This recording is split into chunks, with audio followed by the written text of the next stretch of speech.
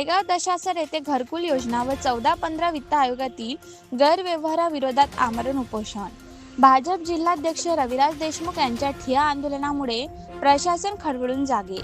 घरकुल योजना तसेच 14 व 15व्या वित्त आयोगाअंतर्गत राबविण्यात आलेल्या विकास कामामध्ये गंभीर स्वरूपाचे घोळ व गैरव्यवहार झाल्याचा आरोप करत तळेगाव दशासर येथील पंकज मारुतराव पेटकर, संजय सार्वे व त्यांच्या सहकाऱ्यांनी दिनांक 26 जानेवारी 2026 पासून आमरण उपोषणास सुरुवात केली होती।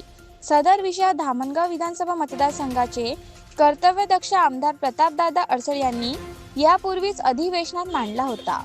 मात्र लोकप्रतिनिधींनी सभागृहात आवाज उठवूनही प्रशासनाने त्यावर कोणतीही ठोस कारवाई न केल्याने नागरिकांमध्ये तीव्र संताप व्यक्त केला जात होता।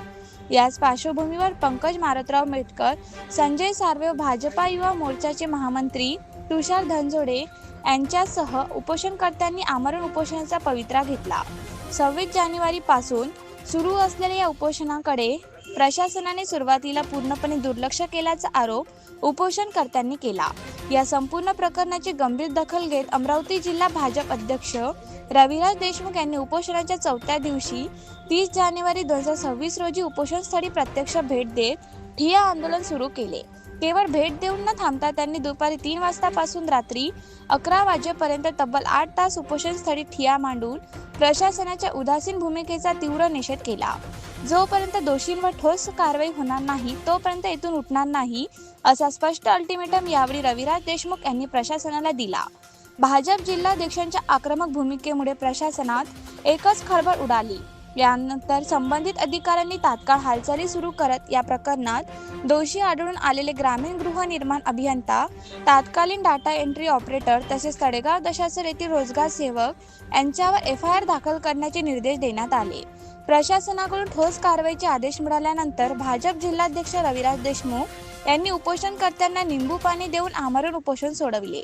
यावेळी उपोषणकर्त्यांनी रविराज देशमुख यांच्यासह भाजपा युवा मोर्चा जिल्हाध्यक्ष सचिन इंगळे यांचे विशेष आभार व्यक्त केले। उपोषण यशस्वी होताच परिसरात ढोल ताशांच्या गजरात आनंदोत्सव साजरा करण्यात आला। या घटनेमुळे संपूर्ण धामणगाव विधानसभा मतदारसंघात खळबळ उडाली असून घरकुल योजना व विकास निधीच्या पारदर्शकतेचा प्रश्न पुन्हा एकदा ऐरणीवर आला आहे। एक तर तुम्ही ते दादा तुमचं फोन उचलत नाही, उपोषणाच्या ठिकाणी आलेला तुमचा तहसीलदार येत नाही। मी तो आता अर्ध्या घंट्यापूर्वी फोन लावला।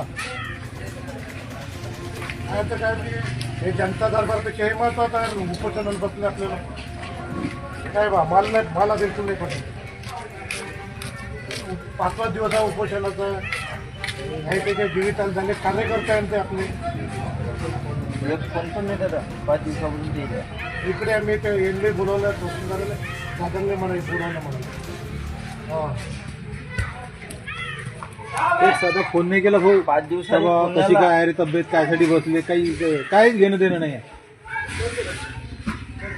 1800ची लीड दिली या गावातून कधीच भेटली नव्हती। याच्यासाठी काम केलं मूर्खासाठी।